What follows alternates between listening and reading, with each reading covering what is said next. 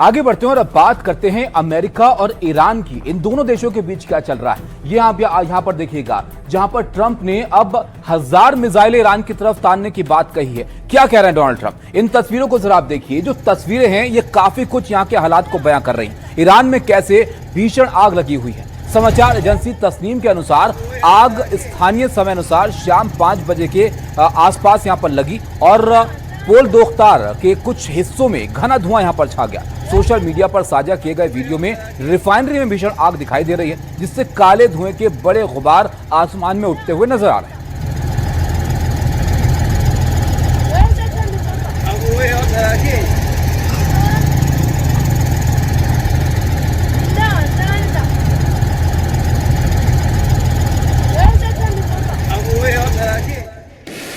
America और Iran के बीच कुछ ऐसा हो रहा है जिससे एक बार फिर से लड़ाई यहां पर भड़कने की संभावना दिख रही है। ट्रंप ने ईरान को एक बड़ी धमकी दे डाली है। वो कह रहे हैं कि 1000 मिसाइलें हैं जो ईरान की तरफ अमेरिका ने तैनात कर रखी हैं।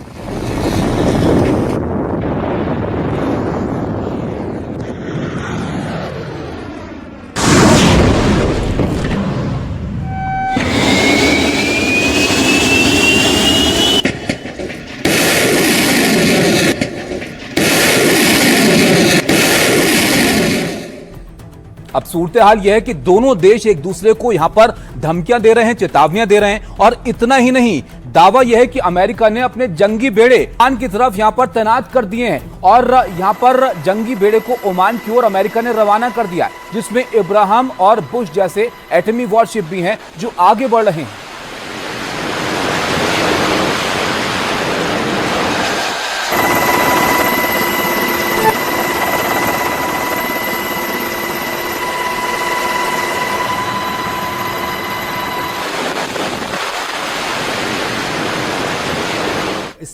डोनाल्ड ट्रंप धमकियां दे रहे हैं तो ईरान के सुप्रीम लीडर मुश्तबा खमेनी ने भी पलटवार यहां पर कर दिया है और जो संदेश उनकी तरफ से दिया गया है उसमें सीधी चेतावनी अमेरिका के लिए उन्होंने जाहिर कर दी है। अंदेशा यहां पर इस बात का है कि एक बार फिर से तनाव इन दोनों देशों के बीच बढ़ सकता है।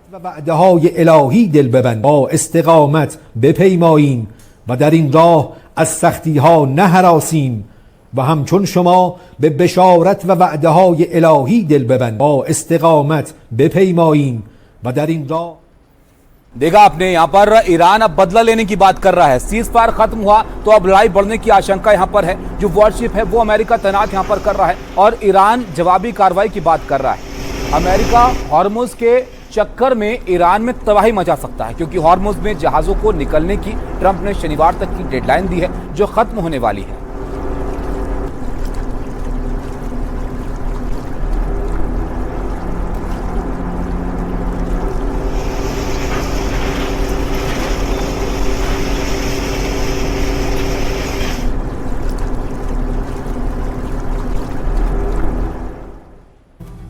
अब सवाल यह है कि डेडलाइन खत्म होने के बाद क्या ट्रंप हमला करेंगे? आइए आपको बताते हैं कि ऐसी अटकलें आखिर क्यों लग रही।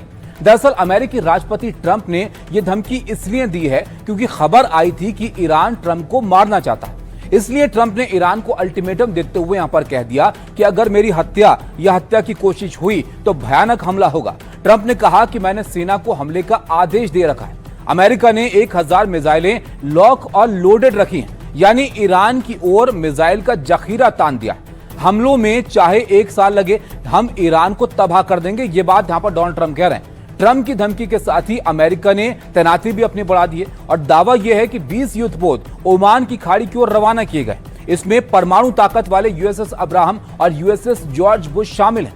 उधर ईरान ने भी अमेरिका की धमकी पर पलटवार किया और कहा कि हम जंग के लिए तैयार हैं और हमें अमेरिका पर भरोसा नहीं है। ईरान ने अमेरिका के उस दावे को भी खारिज कर दिया जिसमें यह कहा था कि ईरान ने बातचीत के लिए भीख मांगी थी। इस बीच अमेरिका ने ईरान को शनिवार तक की डेडलाइन दी है और कहा कि ईरान हॉर्मुज स्ट्रेट में व्यावसायिक जहाजों पर हमले रोके और हॉर्मुज को पूरी तरह से टोल फ्री और खुला रखने की घोषणा करे। ऐसा अगर नहीं किया गया तो ईरान को इसका खामियाजा भुगतना होगा। इसकी धमकी अमेरिका अब दे रहा है, लेकिन ईरानी सुप्रीम लीडर मुश्तबा ने अमेरिका को लेकर यहां पर कहा कि शहीदों के खून का बदला लिया जाएगा, बदले का मिशन पूरा होगा और इसके लिए किसी भी हद तक वो जाएंगे। तो इस तरह से चेतावनियां दी जा रही हैं एक दूसरे को। अब आप सुनिए मुश्तबा खamenei अपने पिता को दफनाए जाने के बाद क्या बोले हैं, और वो सामने तो नहीं आए हैं लेकिन ऑडियो संदेश जारी कर अमेरिका को सख्त चेतावनी दे रहे हैं। अस्सलाम अलैका या सौर अल्लाह। अब मैं अपने शहीद नेता से मुखातिब हूँ। ए मजलूम कत्ल किए गए, ए सरफराज मजलूम, ए अल्लाह के नेक बंदे, रोती आंखों और टूटे दिलों के साथ आपके पार्थिव शरीर को विदाई देते हुए मैं अहद करता हूँ कि आपकी विचारधारा की रक्षा करूंगा, आपके दिखाए सीधे रास्ते पर डटा रहूंगा, इस राह की मुश्किलों से नहीं घबराऊंगा और आपकी तरह ईश्वरीय वादों पर भरोसा रखूंगा। मैं अहद करता हूं कि आपके और दोनों जंगों में शहीद हुए हर शख्स के पाक खून का बदला अपराधी कातिलों से लिया जाएगा।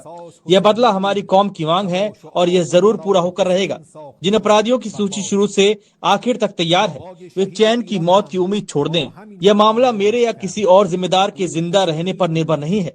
मैं रहूं या ना रहूं, यह बात जरूर पूरी होगी और जल्द ही दुनिया भर के आजाद लोग इस ईश्वरीय जिम्मेदारी में अपना अपना हिस्सा निभाएंगे।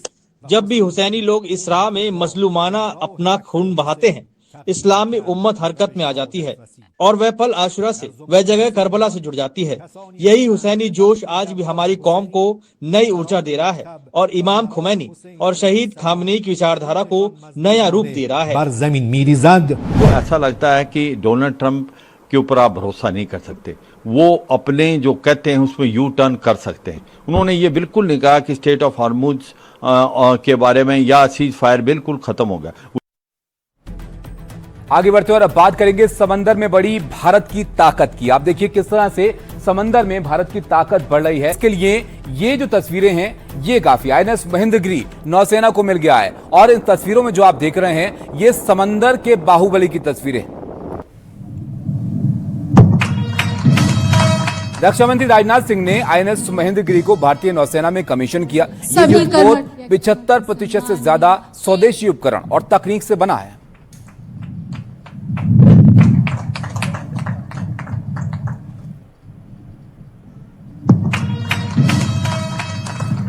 कमीशन के बाद आईएनएस महेंद्रगिरी पर रक्षा मंत्री राजनाथ सिंह को नौसेना ने गार्ड ऑफ ऑनर दिया।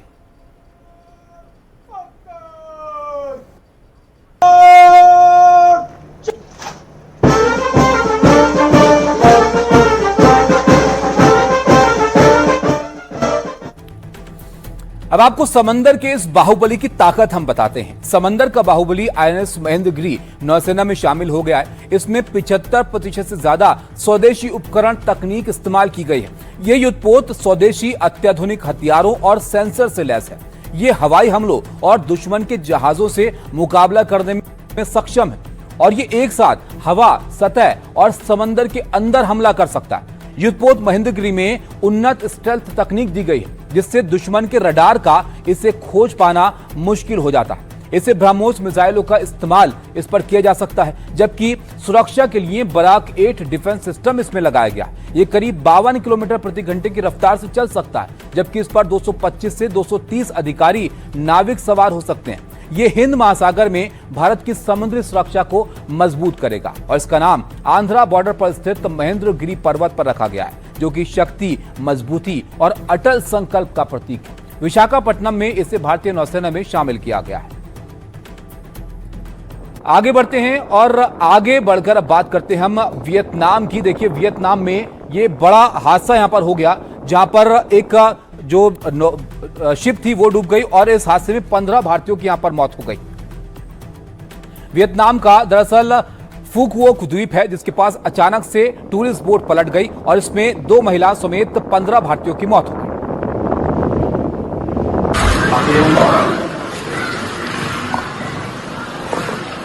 इसके बाद रेस्क्यू ऑपरेशन यहां पर चलाया गया। कुछ लोगों की हालत गंभीर थी, उन्हें सीपीआर देकर वापस होश में लाने की कोशिश की गई।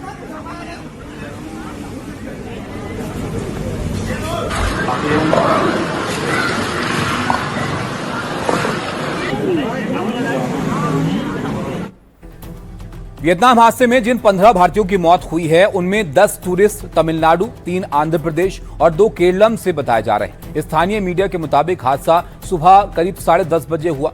चश्मदीदों ने बताया कि हादसे की वजह समुद्र की ऊंची लहरें हो सकती हैं। बोट पर कुल 4 क्रू मेंबर समेत 36 लोग उस वक्त सवार थे, जिसमें 32 भारतीय थे। 21 लोगों को यहां पर बचा लिया गया, उसमें से 2 की हालत अब भी गंभीर बताई जा रही। तमिलनाडु के मुख्यमंत्री सी जोसेफ विजय ने कहा कि उन्होंने अधिकारियों को जान गंवाने वाले तमिल लोगों के पार्थिव शरीर भारत लाने के लिए जरूरी कदम उठाने के निर्देश दिए हैं। वहीं यात्रियों के लिए कंट्रोल रूम भी बनाया गया है।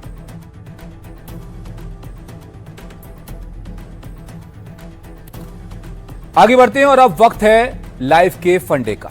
जिंदगी एक सफर है, कोई मंजिल नहीं है, इसलिए कामयाबी मिले या नाकामी आगे बढ़ते रहिए, अनुभव और सीख लेते रहिए। लाइफ का ये फंडा दिया देश के महान निशानेबाज रहे जसपाल राणा। जसपाल का संघर्ष साधारण से असाधारण बनने की मिसाल है। जसपाल ने कई शारीरिक और मानसिक चुनौतियां झेली हैं, लेकिन न कभी वो रुके, न उन्होंने हार मानी। 1994 में वर्ल्ड शूटिंग चैंपियनशिप से एक दिन पहले उनके घुटने में फोड़ा हो गया था। डॉक्टर्स ने सर्जरी की सलाह दी थी और मैच खेलने से मना कर दिया, लेकिन जसपाल की नजरों में मैच और मेडल दिख रहा था। वो ठीक हुए बिना अस्पताल से मैच खेलने के लिए निकल गए। जख्म की वजह से वो अपना पैंट तक नहीं उतार पा रहे थे, तो पैंट को फाड़कर हाफ पैंट बनाई और उसे पहनकर ही प्रतियोगिता में उतरे और गोल्ड मेडल जीता।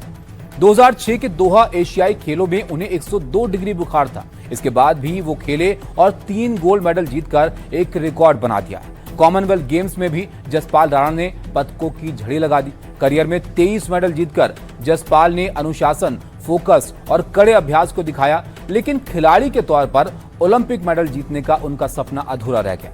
लेकिन मनु भाकर को कोच के तौर पर उन्हें 2 ओलंपिक मेडल उन्होंने दिलवाए और लाइफ का बड़ा फंडा दिया। अपने लक्ष्य के लिए सब झोंक दीजिए और फिर जो मिले उसे स्वीकार कीजिए। अपनी कामयाबी और हुनर से दूसरों को आगे बढ़ाना और समाज और देश को वापस देना सबसे बड़ी विरासत है।